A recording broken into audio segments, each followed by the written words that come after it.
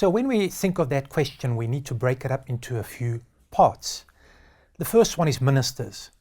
Here we're referring to clergy, namely anyone who has been called or ordained and functions in a full-time paid capacity within a church, with the church referring to both Christ's body and the earthly organization. We also have to look at ministry, and here we're referring to the work that clergy are called to do. Firstly, shepherding the flock. And this would involve feeding the sheep, namely doctrine and practice, or protecting the sheep from wolves, namely false teachers. Contemporary ministry roles also include management, leadership, and administration. The third aspect we need to look at is burnout. And here we are referring to a condition usually associated with one's work. The term burnout was coined in the 1970s by the American psychologist Herbert Freudenberger. He used it to describe the consequences of severe stress and high ideals in helping professions. So it affects more than only clergy. The World Health Organization defines burnout as a syndrome that conceptualized as a result from chronic workplace stress that has not been successfully managed. A test was developed by Christina Maslach and Susan E. Jackson with the goal of assessing an individual's experience of burnout. The test comprises of 3 scales. The first being emotional exhaustion, which measures feelings of being emotionally overextended and exhausted by one's work. The higher the score, the greater the emotional exhaustion. The second measure is depersonalization, which measures an unfeeling and impersonal response towards recipients of one's service, care, treatment, or instruction. And people suffering from burnout may increasingly distance themselves emotionally and start to feel numb about their work. The higher the score, the greater the depersonalization. And then thirdly, the scale of personal accomplishment, which measures feelings of competence and successful achievement in one's work. The lower the score, the greater the lack of personal accomplishment.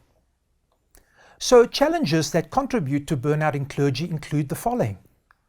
Being on call 24/7, similar to being like a medical doctor, you're on call all the time. Responding to any and every situation requiring their assistance, which often is the trap of the Messiah complex, thinking that they can solve any problem. The modern challenges that congregants and others seeking assistance continually face. For example, technology, speed of life, the complexity of life. Let me tell you a little bit about my journey concerning burnout and depression when I was diagnosed with it in August of 2019. It's been 3 years, a difficult journey, and I've been on medication and I've been in a process of walking with others, and I can cheerfully and gratefully say that I'm coming out of it. So I can tell you firsthand of the experience of burnout. It's real and one has to be careful of it. So what are some of the practices to prevent burnout? Well, number 1, do not neglect your relationship with God. It's so important that you spend time with God. Even when you feel like you're not connecting with Him, even though it feels like that scripture passage is not speaking to you, the ceiling is what's keeping you between you and God. It's that barrier. Don't neglect your time with God. Secondly, set boundaries for work, to start, to end, what you're going to do when. Set boundaries for your family. Make sure that work and other requirements don't get into that time. I remember when I was a young pastor and my wife and I were in the ministry in a small town, that we would during supper time take the phone off the hook, pre-cell phone days. And that would be an hour where we and our children would eat and talk about the day. Boundaries in the sense of exercise. So many people say they're busy, they can't exercise. Well, I want to tell you it's so important to exercise.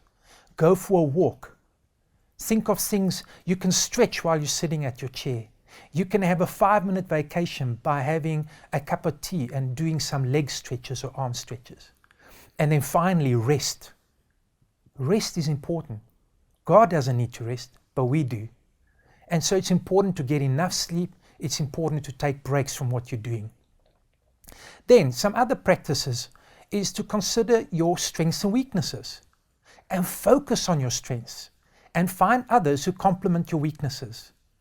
You don't have to do everything. You weren't called to do everything. You're called to do what God has asked you to do.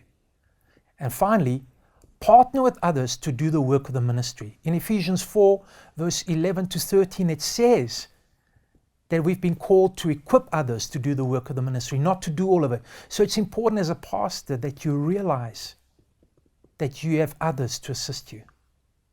So what if you find yourself in burnout or suspect that you are?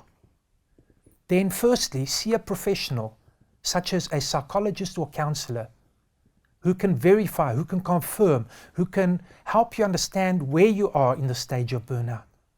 Secondly, speak to your network of support, your spouse, your family, your friends, your church. They are there to help you even as you have been there to help them. Thirdly, consider the Pareto principle. For example, 20% produces 80% of the results. So identify one or two things you can change that would have a knock-on effect positively in your situation. And finally, remind yourself that it is okay to not be okay. You are on a journey of healing and recovery.